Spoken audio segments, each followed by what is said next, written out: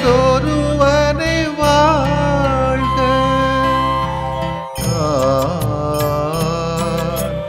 ஒளி பொருந்திய அழியாத ஆன்மா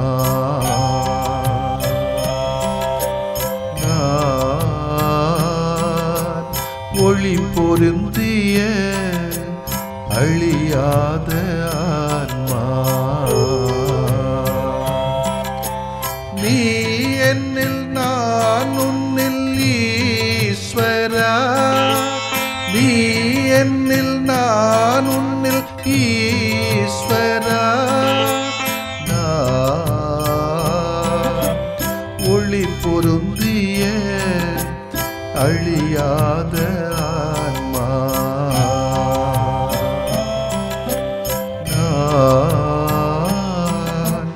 ஒளி பொருந்திய அழியாத ஆன்மா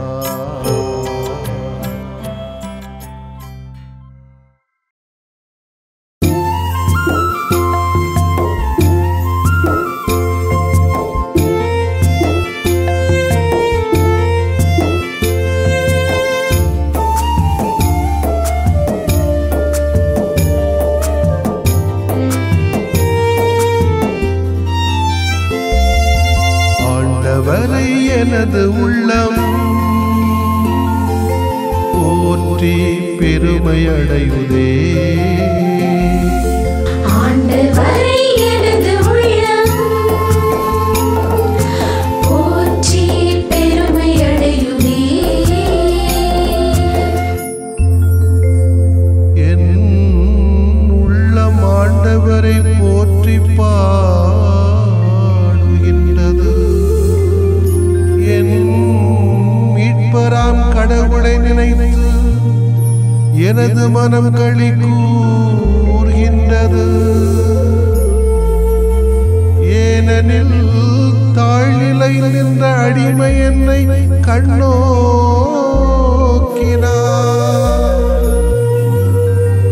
எல்லா தலைமுறையினரும் இனி என்னை பேறு பெற்றவர் என போற்றுமே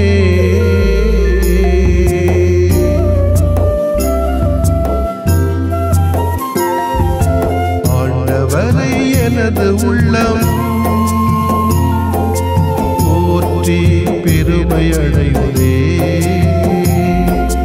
ஆண்டவரை எனது உள்ளம் போற்றி பெருமையடையுதே தூயவராம் கடவுள் எனக்கு அரும்பெரும் செயல்கள் செய்துள்ளார் அவருக்கு அஞ்சுவோருக்கு தலைமுறை தோறும் இரக்கம் பொழிந்துள்ளார் ஆண்டவர் தம் தோள் வலிமையை காட்டியுள்ளார் உள்ளத்தில் செருக்குடன் சிந்திப்போரை சிதறடிக்கிறார்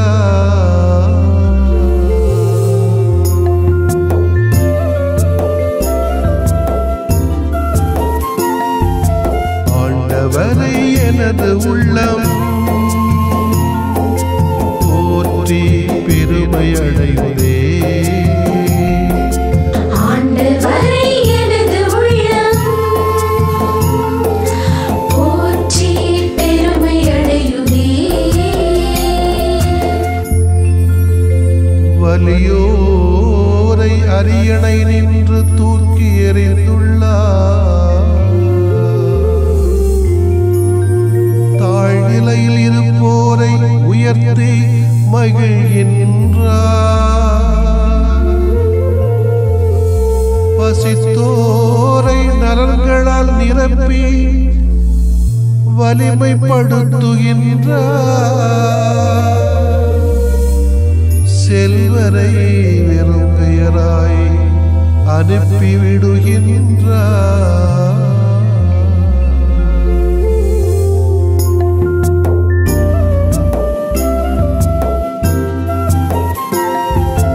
ஆண்டவரை எனது உள்ளம் போற்றி பெருமை அடையுதே. ஆண்டவரை எனது உள்ளம் போற்றி பெருமை அடையுதே. நம் முன்னோர்க்கு உரைத்தபடி தந்தையாம் ஆபிரகாமையும் அவர்தம் வழிமரபினரையும் என்றென்றும் பேரிரக்கத்தால் தம் நினைவில் கொண்டு வல்லமையுடன் வழி நடத்துகின்றார். தம் ஊழியராம் இஸ்ராயேலுக்கு துணையாயிருக்கின்றார்.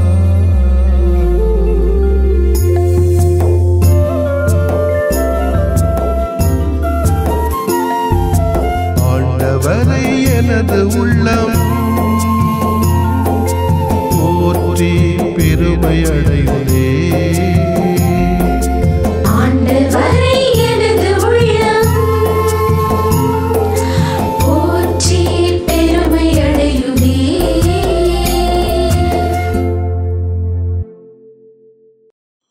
லூக்கா எழுதிய நற்செய்தி அலகு 1 இறை சொற்றொடர்கள் 26 முதல் 38 முடிய. 6ஆம் மாதத்தில் கபிரியேல் என்னும் வானதூதரை கடவுள் கலிலேயாவில் உள்ள நாசரேத் என்னும் ஊரில் இருந்த ஒரு கன்னியிடம் அனுப்பினார். அவர் தாவீது குடும்பத்தினராகிய யோசேப்பு என்னும் பெயருடைய ஒருவருக்கு மன ஒப்பந்தமானவர். அவர் பெயர் மரியா. வானதூதர் மரியாவுக்கு தோன்றி, அருள் நிறைந்தவரே வாழ்க, ஆண்டவர் உம்மோடு இருக்கிறார் என்றார். இவ்வார்த்தைகளை கேட்டு அவர் கலங்கி, இந்த வாழ்த்து எத்தகையதோ என்று எண்ணிக்கொண்டிருந்தார். வானதூதர் அவரை பார்த்து, மரியா, அஞ்ச வேண்டாம், கடவுளின் அருளை கண்டடைந்துள்ளீர். இதோ கருவுற்று ஒரு மகனை பெறுவீர். அவருக்கு இயேசு என்னும் பெயரிடுவீர். அவர் பெரியவராயிருப்பார். உன்னத கடவுளின் மகன் எனப்படுவார். அவருடைய தந்தை தாவீதின் அரியணையை ஆண்டவராகிய கடவுள் அவருக்கு அளிப்பார். அவர் யாக்கோபின் குடும்பத்தின் மீது என்றென்றும் ஆட்சி செலுத்துவார். அவருடைய ஆட்சிக்கு முடிவே இராது என்றார். அதற்கு மரியா வானதூதரிடம், இது எப்படி நிகழும்? நான் கன்னி ஆயிற்றே என்றார். வானதூதர் அவரிடம், தூய ஆவி உம்மீது வரும், உன்னத கடவுளின் வல்லமை உம்மேல் நிழலிடும். ஆதலால் உம்மிடம் பிறக்கப் போகும் குழந்தை தூயது. அக்குழந்தை இறைமகன் எனப்படும். உறவினராகிய எலிசபெத்தும் தம் முதிர்ந்த வயதில் ஒரு மகனை கருத்தரித்திருக்கிறார். கருவுற இயலாதவர் என்று சொல்லப்பட்ட அவருக்கு இது 6ஆம் மாதம், ஏனெனில் கடவுளால் இயலாதது ஒன்றுமில்லை என்றார். பின்னர் மரியா, நான் ஆண்டவரின் அடிமை, உம் சொற்படி எனக்கு நிகழட்டும் என்றார். அப்பொழுது வானதூதர் அவரை விட்டு அகன்றார். ஆண்டவரின் அருள்வாக்கு. இறைவா, உமக்கு நன்றி.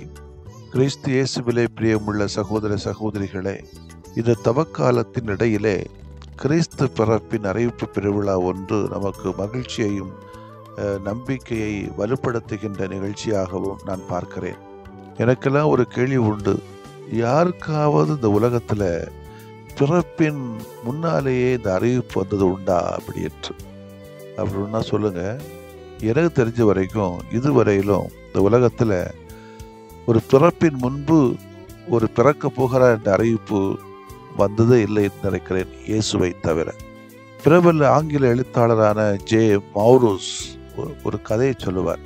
அதாவது, ஒரு முறை வானத்தில் நீண்ட நேரமாக வட்டமடித்து கொண்டிருந்த கழுகு ஒன்று ஒரு குடிசையின் வெளிமுற்றத்தில் தூங்கிக் கொண்டிருந்த ஒரு குழந்தையை கண்டது. உடனே அது வேகமாக சென்று தன்னுடைய 2 கால்களுக்கும் இடையே அந்த குழந்தையை தூக்கி வைத்து கொண்டு மேலே பறந்தது.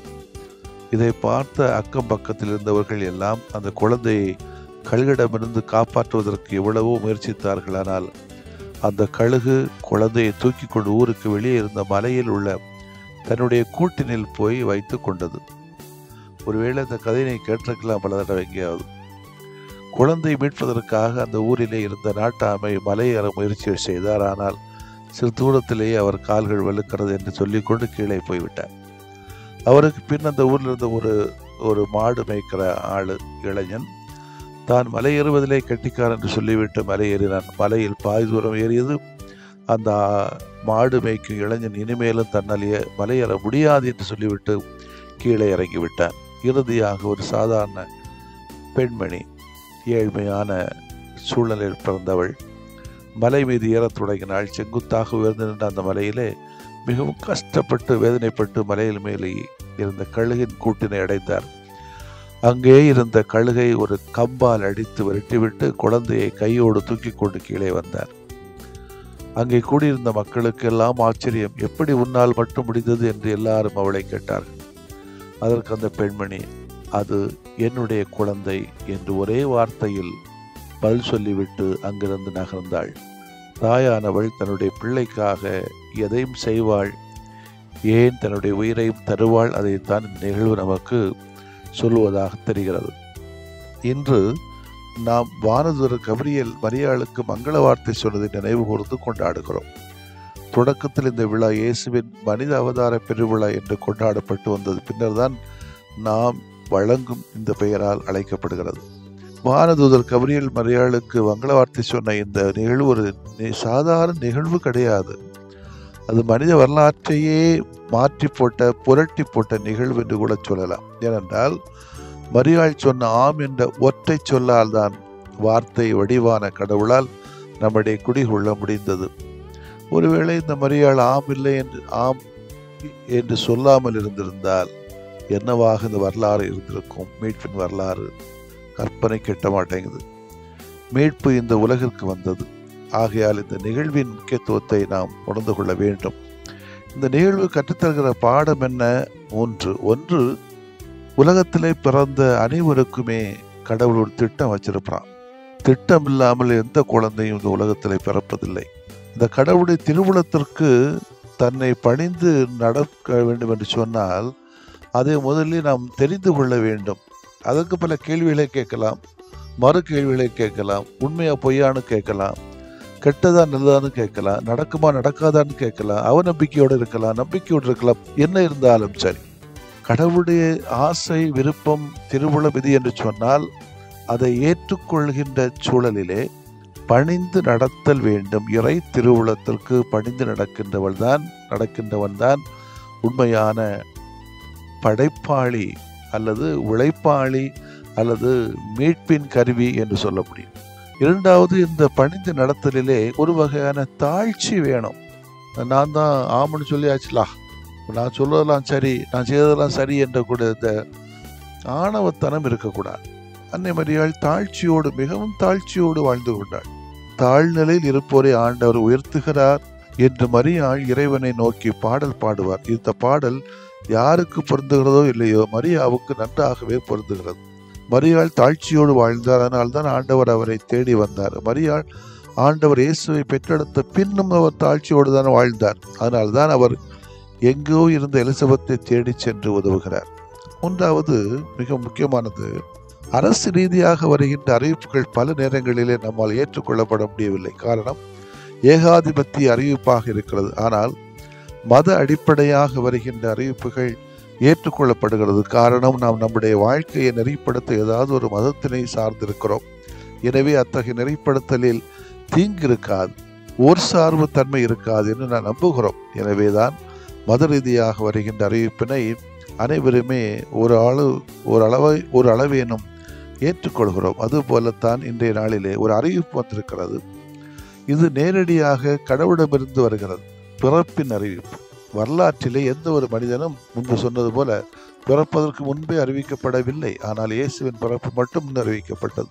இயேசுவின் குழந்தை பருவ நிகழ்ச்சியிலும் பிறப்பு நிகழ்விலும் முக்கியத்துவம் பெறுவது மரியா. கபிரியேல் தூதர் வாழ்த்துறையிலே ஒரு கலக்கம், பிறகு கன்னியாக இருந்து பிள்ளை பெறுவதை பற்றிய ஒரு நியாயமான கேள்வி, இறுதியில் இயேசு பற்றி வானதூதர் கூறிய நம்பத்தக்க பதிலின் விளைவாக அவருடைய தாழ்ச்சி மிக்க ஏற்பும் ஆகியவை மரியாவின் தனிப்பட்ட இயல்பை காட்டுகிறது. இயேசுவை பற்றிய வானதூரின் அறிவிப்பு பழைய ஏற்பாட்டு பின்னணியில் வந்தவை. மக்கள் எதிர்பார்த்த மெசியா பற்றிய ஒரு தொடக்க அரங்கேற்றமே இது. அவர் கடவுளின் மகன், யூத மக்கள் போற்றிய தாவீதின் வாரிசு, முடிவில்லாத ஆட்சிக்கு உரிமையாளர். இந்த அறிவிப்பால் கன்னிமை, தாய்மை பேறு அடைகிறது. இயேசுவின் பிறப்பின் அறிவிப்பை நாம் ஏற்கிறோமா, நிராகரிக்கிறோமா? சிந்திக்கணும். வசதி படைத்தவன் இருக்கிறான், காரணம் புத்தாடை வாங்கலாம். ஏழை நிராகரிக்கிறான், ஆடம்பரத்தை தவிர்க்க இயேசுவின் பிறப்பு அறிவிப்பு ஏழைகளுக்கே சொந்தம். ஆமேன். மன்றாடுவோமாக. இறைவா, உமது திருவுளத்தை அறிந்து அதனுடைய கோரிக்கைகளை நாங்கள் ஏற்று வாழ அருள்தாரும் ஆண்டவரே. ஆமேன்.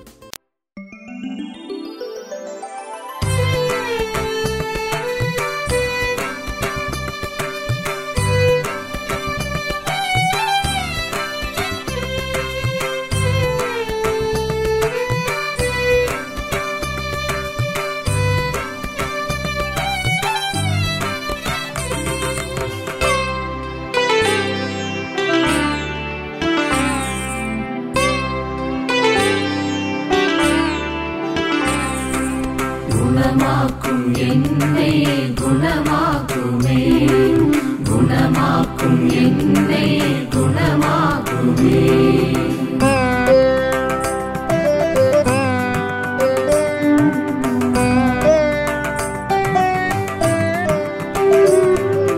பிழை காணும் பிடி நின்று குணமாக்குமே, பகை காக்கும் குணம் நீக்கி குணமாக்குமே. குணமாக்கும் என்னை குணமாக்குமே, குணமாக்கும் என்னை குணமாக்குமே.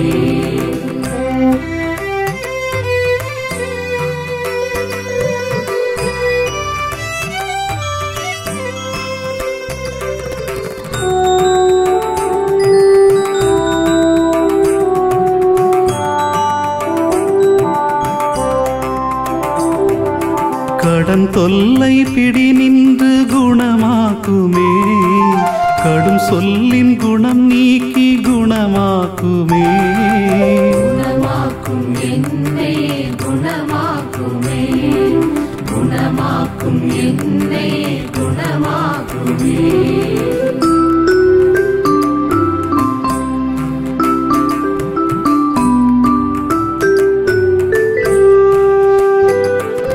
பால் நோயின் பிடி நின்று குணமாக்குமே, பய உணர்வின் குணம் நீக்கி குணமாக்குமே. குணமாக்கும் என்னை குணமாக்குமே, குணமாக்கும் என்னை குணமாக்குமே.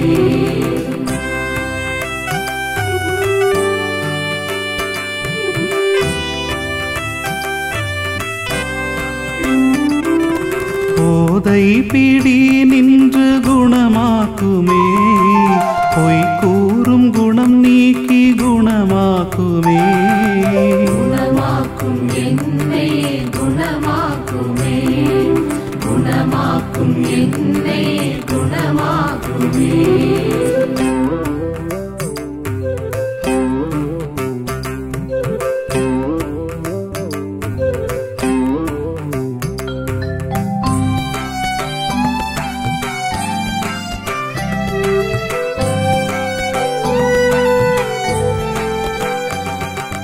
நான் என்னும் பிடி நின்று குணமாக்குமே, தான் மட்டும் குணம் நீக்கி குணமாக்குமே. குணமாக்கும் என்னை குணமாக்குமே, குணமாக்கும் என்னை குணமாக்குமே.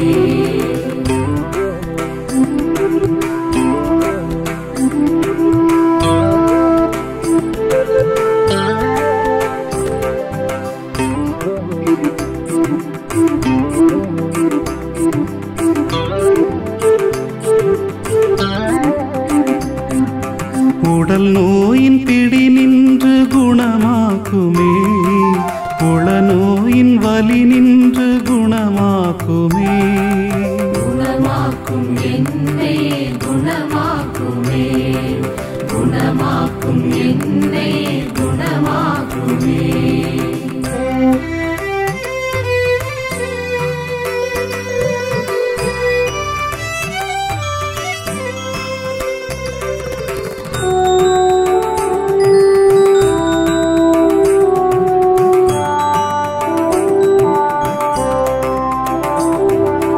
ஒரு வார்த்தை சொன்னாலே குணமாகுமே, நம்பியே வந்தே நல் இயேசுவே. குணமாக்கும் என்னை குணமாக்குமே,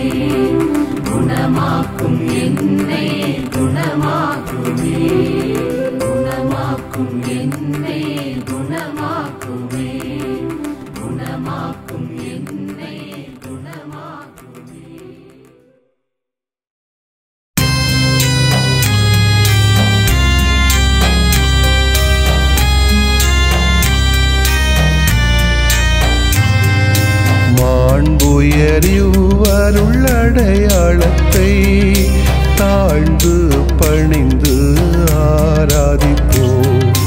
பழைய நியம முறைகள் அனைத்தும் இனி மறைந்து முடிவு பெறுக. புதிய நியம முறைகள் வருக. புலன்களாலே மனிதன் இதனை அறிய இயலா. குறைகள் நீக்க நம்பிக்கையின் உதவி பெறுக.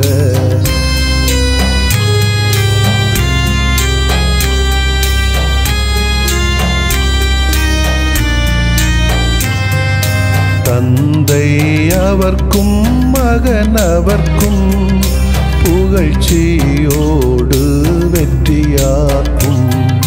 மீட்பின் பெருமை மாட்சிமையோடு வலிமை வாழ்த்து யாவுமாக. இருவரிடமாய் வருகின்றவராம் தூய ஆவியானவர்க்கும் அளவில்லாத சமப்புகழ்ச்சி என்றுமே உண்டாகுக. ஆமென்.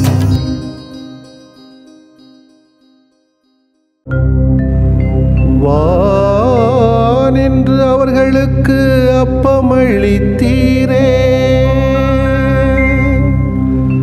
இனிமையெல்லாம் தன்னகத்தில் கொண்ட அப்பம் இதுவே. மன்றாடுவோமாக. இறைவா, இந்த வியப்புக்குரிய அருளடையாளத்திலே உம்முடைய பாடுகளின் நினைவை எங்களுக்கு விட்டு சென்றீ. உம் திருவுடல் திருரத்தமாகியவற்றின் தூய மறைவருளை வணங்கும் நாங்கள் உமது மீட்பின் பயனை இடைவிடாமல் துய்த்து உணர்ந்து மகிழ அருள்வீராக. தந்தையாகிய இறைவனோடும் தூய ஆவியாரின் ஒன்றிப்பில் இறைவனா என்றென்றும் வாழ்ந்து ஆட்சி செய்கின்ற உம்மை மன்றாடுகிறோம்.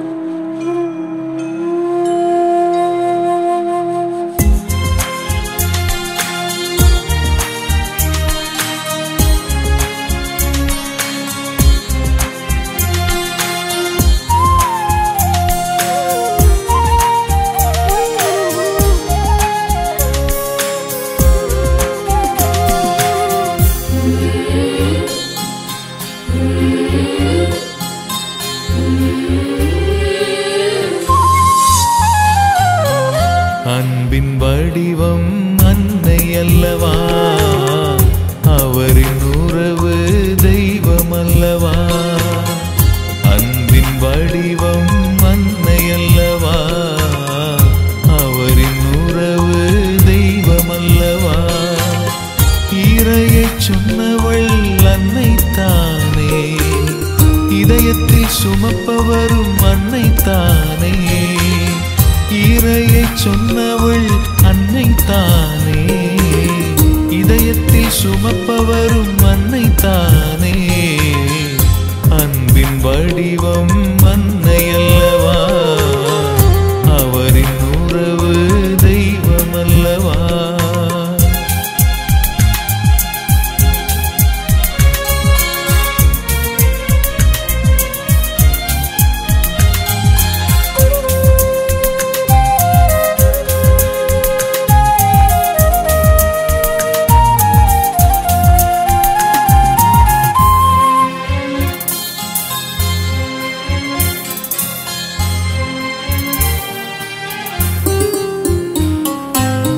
கருவை சுமந்து உருவம் தந்தாய், கண்ணயராது காத்து நீதம் வளர்த்தாய்.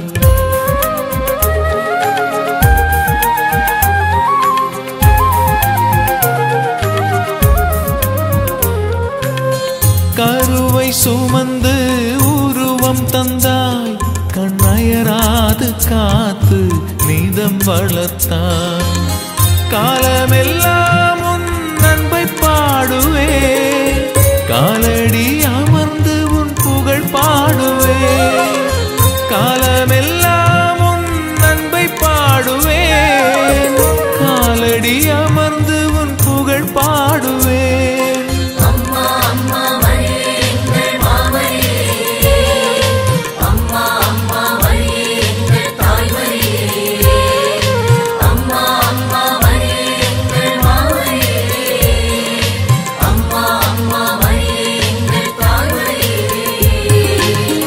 அன்பின் வடிவம் அன்னை அல்லவா, அவரின் உறவு தெய்வமல்லவா.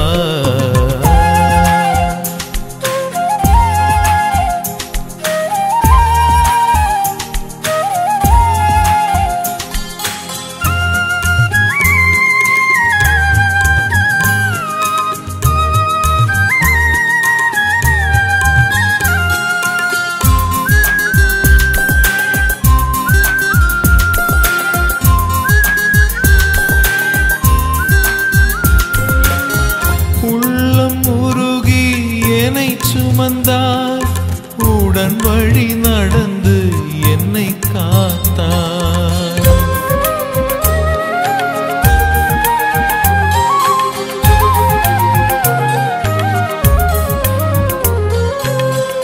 உள்ளம் உருகி என்னை சுமந்தாய், உடன் வழி நடந்து என்னை காத்தாய். வாழ்வதும் வளர்வதும் உன் அன்பிலே, நேசத்தின் வாசத்திலே உயிர் வாழ்வே. வாழ்வதும் வளர்வதும் உன் அன்பிலே, நேசத்தின் வாசத்திலே உயிர் வாழ்வே.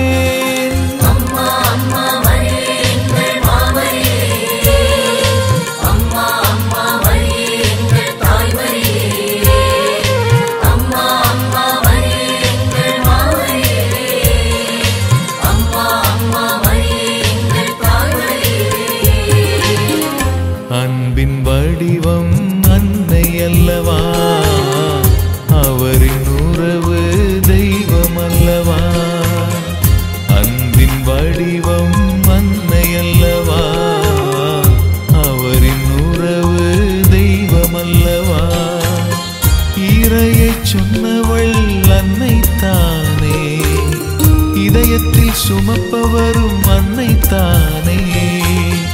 இறையை சொன்னவள் அன்னை தானே, இதயத்தில் சுமப்பவரும் அன்னை தானே.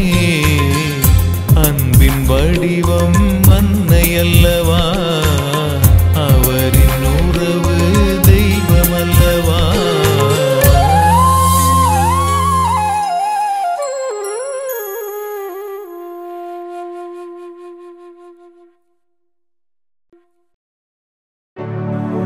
மெய்யான புகழுக்குரிய தூய இறை நன்மைக்கு எல்லா காலமும் தொழுகையும் புகழும் போற்றியும் ஆட்சிமையும் உண்டாக கடவது. போற்றியும் ஆட்சிமையும் உண்டாக கடவது. தந்தை, மகன், தூய ஆவியாரின் பெயராலே ஆமென்.